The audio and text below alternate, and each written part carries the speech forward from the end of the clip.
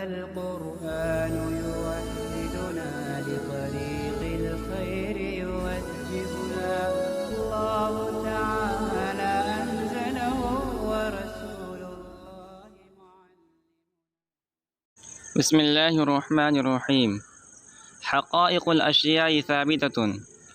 حقيقة الشيء وماهيته ما به الشيء هو كالحيوان الناطق للإنسان بخلاف مثل الزاحك والكاتب مما يمكن تصور الإنسان بدونه فإنه من العوارض. وقد يقال إن ما به الشيء هو باعتبار تحققه حقيقة وباعتبار تشخصه هوية ومعقد النظر عن ذلك ماهية. والشيء عندنا الموجود، والثبوت والتحقق والوجود والكون الفاظ مترادفة معناها بدیہہ التصور.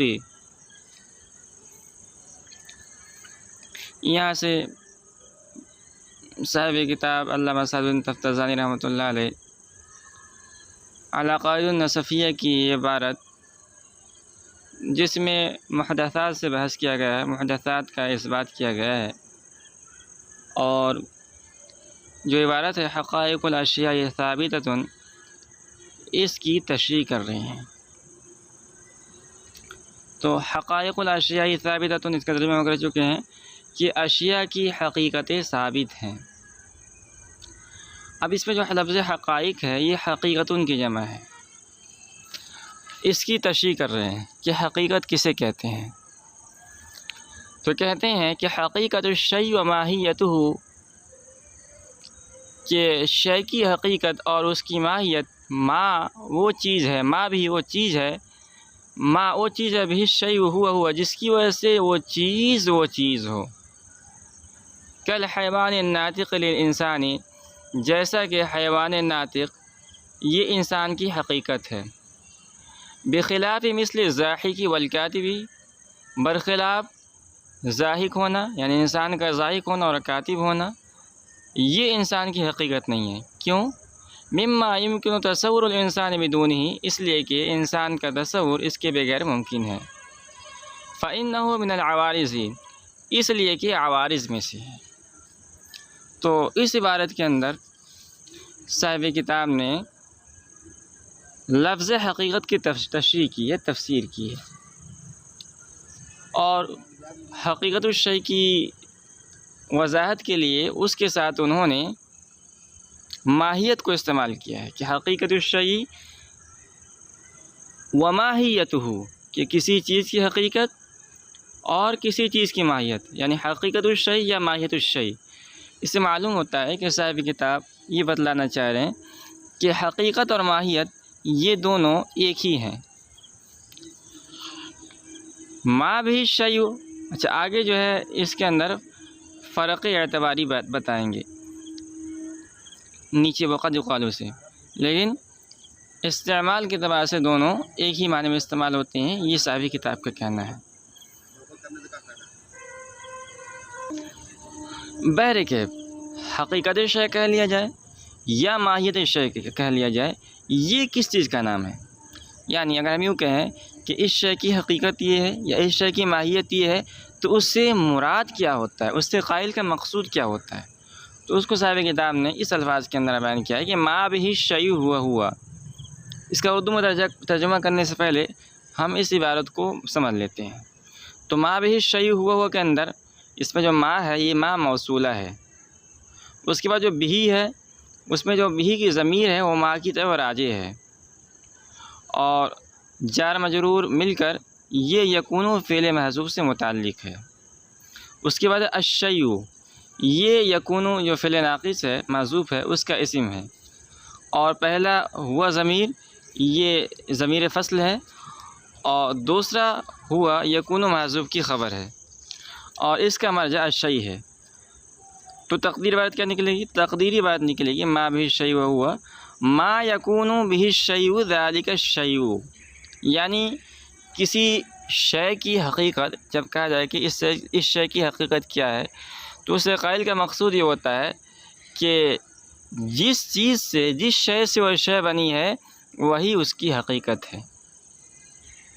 مثال کے طور پر دو مثال لیتے ہیں. ایک جو ہمارے عرف عام کے اندر جس کو سمجھنا آسان ہے، انسان یعنی ہم روٹی کھاتے ہیں، تو اگر ہم کسی سے سوال کریں کہ روٹی کی حقیقت کیا ہے، ما ہوا حقیقت الخبز، ما ہی حقیقت الخبز، روٹی کی حقیقت، یا ما ہی ماہیت الخبز، روٹی کی ماہیت کیا ہے، تو آپ جب روٹی کی ماہیت یا حقیقت کے اندر غور کریں گے تو دیکھیں گے کہ روٹی کے اندر تین چیزوں سے مل کر روٹی بنتی ہے. سب سے پہلے آٹا ہوتا ہے، اس کے اندر پانی ڈال کر اس کو گوندا جاتا ہے، اور پھر آگ پر اس کو پکایا جاتا ہے. تو ہم یوں کہہ سکتے ہیں کہ روٹی کی حقیقت یا روٹی کی ماہیت تین چیزیں ہیں. نمبر 1 ہے آٹا، نمبر 2 ہے پانی، اور نمبر 3 ہے آگ. کیوں؟ اس لیے کہ روٹی کا تصور ان تینوں کے بغیر ممکن ہی نہیں ہے. تو روٹی کی جو حقیقت ہے یہ تین چیزیں ہوئی. دوسری مثال جو ساری کتاب نے یہاں دی ہے، اور انہوں نے بتلایا ہے کہ ان کے الفاظ ہیں کہ کل حیوان الناطق للانسانی، جیسے کہ انسان کی حقیقت حیوان ناطق ہے. تو اگر کوئی یہ سوال کرے کہ ما ہی حقیقت الانسان، یا ما ہی ماہیت الانسان، کہ انسان کی ماہیت کیا ہے یا انسان کی حقیقت کیا ہے، تو اس کا جواب کیا دیں گے؟ تو اس کا جواب یہ دیا جائے گا کہ ماہیت الانسان یا حقیقت الانسان الحیوان الناطق، یہ انسان کی حقیقت یہ حیوان ناطق ہے. انسان کی ماہیت یہ حیوان ناطق ہے. حیوان ناطق، حیوان کے معنی جاندار کے آتے ہیں، اور ناطق کے معنی بولنے والے ہیں. تو انسان جو ہے اس کی حقیقت حیوان ناطق کیوں ہے؟ اس لیے ہے کہ انسان کا تصور حیوان ناطق کے بغیر ممکن ہی نہیں ہے. اللہ نے جتنی مخلوقات بنائی ہے اس دنیا کے اندر، اس کی تعداد ہمیں معلوم نہیں ہے، مگر یہ مشہور لوگوں کے درمیان کی ان کی تعداد مخلوقات کی 18,000 ہے. ان مخلوقات کے اندر انسان واحد مخلوق ہے جو ناطق ہے، جس کے اندر بولنے کی صلاحیت ہے. تو انسان کا نطق، انسان کا ناطق ہونا، انسان کا بولنے والا ہونا، یہ انسان کی ایسی حقیقت ہے کہ اس کے بغیر انسان کا تصور ہو ہی نہیں سکتا. معلوم یہ ہوا کہ انسان کی حقیقت یا ماہیت حیوان ناطق ہے. اس کے برخلاف انسان کے اندر دوسری صفات ہیں. مثال کے طور پر انسان یہ ہنستا ہے تو انسان کو ضاحک بھی کہا جاتا ہے. انسان کے اندر لکھنے کی بھی صلاحیت ہے تو انسان کو کاتب بھی کہا جاتا ہے. تو ہم یہ نہیں کہہ سکتے کہ جو ہے انسان کی حقیقت اس کا حیوان ضاحک ہونا ہے، انسان کی حقیقت اس کا حیوان کاتب ہونا ہے. کیوں؟ کیونکہ انسان کا تصور اس کے بغیر ممکن ہے. انسان کا تصور ضحک کے بغیر ممکن ہے. انسان کا تصور کتابت کے بغیر ممکن ہے. یہ انسان کی حقیقت نہیں ہے. اسی کو صاحب کے نے اس الفاظ میں بیان کیا کل حیوان الناطق للانسانی، جیسا کہ انسان کی حقیقت حیوان ناطق ہے، بخلاف مثل الضاحک والکاتبی، برخلاف ضاحک اور کاتب کے، مما یمکن تصور الانسان بدونہ، اس لیے کہ انسان کا تصور ان دونوں کے بغیر ممکن ہے. کیوں ممکن ہے؟ فإنہ من العوارض، اس لیے کہ انسان کے عوارض میں سے ہے، یعنی انسان کو یہ لاحق ہوتے ہیں، انسان کی حقیقت میں شامل نہیں ہے. یہ بات یہاں پوری ہو گئی. اب اس تفسیر کے مطابق جو علامہ سعدی نے تفسیر نے کیا ہے، یہ بات معلوم ہوئی کہ حقیقت اور ماہیت دونوں ایک ہی شے کا نام ہے. لیکن آگے بتلا رہے ہیں کہ کبھی کبھی ان کے درمیان فرق کیا جاتا ہے. کہہ رہے وقد يقال انما به الشيء هو باعتبار تحققه حقیقت. کبھی کبھی یہ کہا جاتا ہے کہ وہ چیز جس کی وجہ سے وہ چیز ہو وہ اپنے تحقق کے اعتبار سے حقیقت ہے. وباعتبار تشخص ہی ہویت، اور اپنے تشخص کے اعتبار سے ہویت ہے. ومع قطع النظر عن ذلك ماہیت، اور اس سے قطع نظر کرتے ہوئے یہ ماہیت ہے. تو تین چیزیں ہو گئی. پہلی چیز ہے حقیقت، دوسری چیز ہے ہویت، اور تیسری چیز ہے ماہیت. اور یہ تینوں الگ الگ چیز ہیں. ان کی جو تشریح کی جائے گی، ان کی تفسیر کی جائے گی، الگ الگ انداز سے کی جائے گی. کیا ہے؟ حقیقت کسے کہتے ہیں، اور ہویت کسے کہتے ہیں، اور ماہیت کسے کہتے ہیں، اس کو ہم آسان لفظ میں سمجھنے کی کوشش کرتے ہیں. تو پہلی چیز کو لیتے ہیں. پہلی چیز ہے حقیقت. تو حقیقت کسے کہتے ہیں؟ کہہ رہے حقیقت کہتے ہیں ما بھی شیء ہوا جس کی وجہ سے کوئی چیز ہو. تو ایک چیز ہم لے لیتے ہیں مثال کے طور پر. ہم نے یہی جو مثال ہے حیوان ناطق والی، اسی مثال کو ہم نے لے لیا. تو حیوان ناطق یہ انسان کی حقیقت ہے. تو حیوان ناطق یہ انسان کی حقیقت ہے. انسان ایک شے ہے اور انسان یہ حیوان ناطق ہونے کی وجہ سے ہی انسان ہے. تو اب اس کے اندر ایک تو حیثیت یہ ہے کہ وہ خارج میں، حیوان ناطق خارج میں متحقق یعنی موجود ہے. متحقق کا مطلب موجود ہے. اس حیثیت کے اعتبار سے اس کو ہم انسان کی حقیقت کہیں گے. یعنی حیوان ناطق ہونا یہ انسان کی حقیقت ہے. کیوں حقیقت ہے؟ اس لیے کہ یہ خارج کے اندر متحقق ہے. حیوان ناطق خارج کے اندر موجود ہے. اس اعتبار سے ہم کہیں گے کہ حیوان ناطق انسان کی حقیقت ہے. دوسری حیثیت اس کے اندر یہ ہے کہ یہ خارج میں مشخص ہے، معین ہے، جس کی وجہ سے یہ اس قابل ہے کہ اس کو ضمیر مثلا ہوا کا مرجع بنایا جائے. کیونکہ جو چیز مشخص ہوتی ہے، جو چیز معین ہوتی ہے، اسی کی طرف ضمیر لوٹائی جاتی ہے. اس اعتبار سے اس کو ہم ہویت کہیں گے. اور اس اعتبار سے یعنی ان دونوں حیثیتوں سے صرف نظر کرتے ہوئے، ان دونوں حیثیتوں سے قطع نظر کرتے ہوئے اس کو ہم ماہیت کہیں گے. تو اگر اس مثال کے اندر آپ غور کریں گے تو آپ کو یہ بات معلوم ہوگی کہ صاحب کتاب نے جو حقیقت، ماہیت اور ہویت کے درمیان فرق بیان کیا ہے وہ فرق حقیقی نہیں ہے بلکہ اعتباری ہے. اس کو اگر ہم اور آسان مثال سے سمجھنا چاہیں تو ہم یہ سمجھ سکتے ہیں کہ ایک ہی شے ایک ہی ہوتا ہے، مختلف حیثیت سے اس پر مختلف نام رکھ دیا جاتا ہے. مثال کے طور پر ایک آدمی ہے، اس کا نام زید ہے، اور وہ بچوں کو کتابت سکھلاتا ہے، لکھنا جانتا ہے وہ، اور کپڑا سلائی کرنا بھی جانتا ہے. تو اس اعتبار سے کہ زید یہ کتابت کرتا ہے، پہلی حیثیت سے ہم اس کو کاتب کہیں گے. اور دوسری حیثیت یعنی اس اعتبار سے کہ وہ سلائی کرنا جانتا ہے، اس کو ہم خیاط کہیں گے. اور ان دونوں حیثیتوں سے صرف نظر کرتے ہوئے زید ایک انسان بھی ہے، تو ہم زید کو انسان بھی کہیں گے. تو یہ الگ الگ تین چیز نہیں ہے بلکہ ایک ہی چیز ہے. زید ایک ہی ہے مگر مختلف حیثیت سے ہم نے اسے خیاط بھی کہا، ہم نے اسے کاتب بھی کہا، ہم نے اسے انسان بھی کہا. اسی طرح ماہیت، حقیقت اور ہویت یہ اصل کے اعتبار سے ایک ہی شے ہیں، اور ان میں جو فرق بیان کیا جاتا ہے وہ اعتباری فرق ہے. آگے صاحب کتاب کہہ رہے ہیں کہ والشیء عندنا هو الموجود، اور شے ہمارے نزدیک یعنی اشاعرہ کے نزدیک. تو ہم لوگ چونکہ ابو الحسن الاشعری رحمۃ اللہ علیہ کے ماننے والے ہیں، اس لیے ہم کو اشاعرہ کہا جاتا ہے. تو والشیء عندنا، اور شے ہمارے نزدیک یعنی اشاعرہ کے نزدیک، هو الموجود، وہ صرف موجود کا نام ہے. والثبوت والتحقق والوجود والکون الفاظ مترادفۃ، اور لفظ ثبوت، لفظ تحقق، لفظ وجود، لفظ کون، یہ سب کے سب الفاظ مترادف ہیں. معناها بدیہی التصور، تصوری، جن کے معنی تصور بدیہی ہے. دو باتیں صاحب کتاب نے بیان کی. پہلی بات یہ ہے کہ ہم اشاعرہ کے نزدیک شے موجود کا نام ہے. اب اس عبارت کو سمجھنے سے پہلے یہ سمجھیے کہ لغت کے اندر شے کسے کہتے ہیں.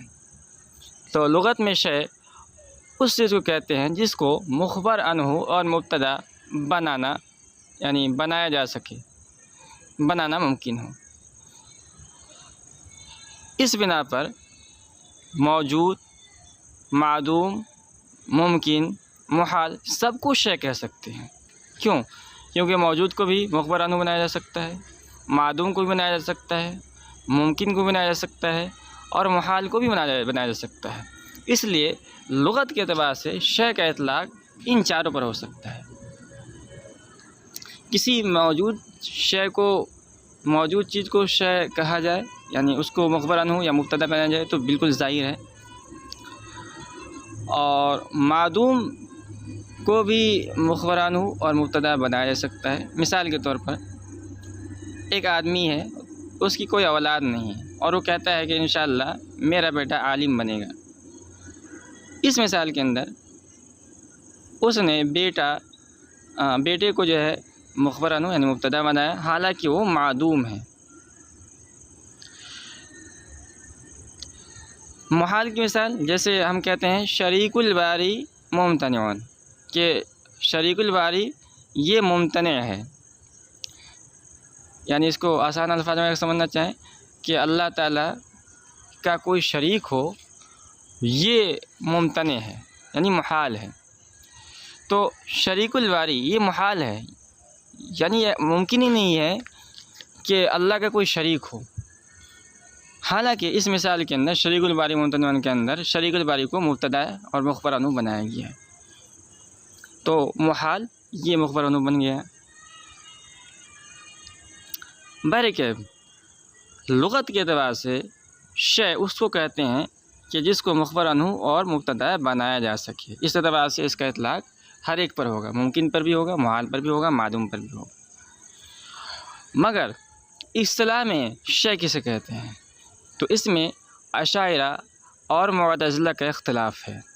اشاعرہ کہتے ہیں کہ شے در حقیقت موجود کا نام ہے، جو چیز موجود ہے اسی پر شے کا اطلاق ہوگا، اور جو چیز معدوم ہے اسے ہم شے نہیں کہیں گے اصطلاح کے اعتبار سے، لغت کے اعتبار سے کہہ سکتے ہیں۔ اور اشاعرہ کی دلیل قرآن کریم کی مشہور آیت ہے وَقَدْ خَلَقْتُكَ مِن قَبْلُ وَلَمْ تَكُ شَيْئًا۔ اس آیت کے اندر اللہ نے فرمایا، اس کا ترجمہ یہ ہے کہ وَقَدْ خَلَقْتُكَ مِن قَبْلُ وَلَمْ تَكُ شَيْئًا، کہ میں نے تجھ کو پیدا کیا اس سے پہلے حالانکہ تو کچھ بھی نہیں تھا۔ تو اس آیت کے اندر اللہ رب العزت نے فرمایا وَلَمْ تَكُ شَيْئًا، یعنی ایک چیز موجود نہیں تھی، ایک چیز معدوم تھی، اور اس کے بعد اللہ رب العزت نے اس چیز کو پیدا کیا۔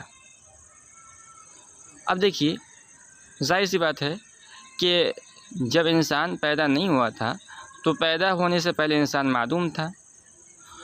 جب اللہ نے اس کو پیدا کیا، تخلیق بخشی، تو وہ آدم سے وجود کے اندر آیا۔ تو اللہ تعالیٰ نے انسان کے اس کے عدم کی حالت میں شے کی نفی فرمائی، یعنی جب انسان موجود نہیں تھا، معدوم تھا، جب انسان کی تخلیق نہیں ہوئی تھی، تو اللہ نے اس عدم کی حالت میں شے کی نفی فرمائی کہ تو کچھ بھی نہیں تھا۔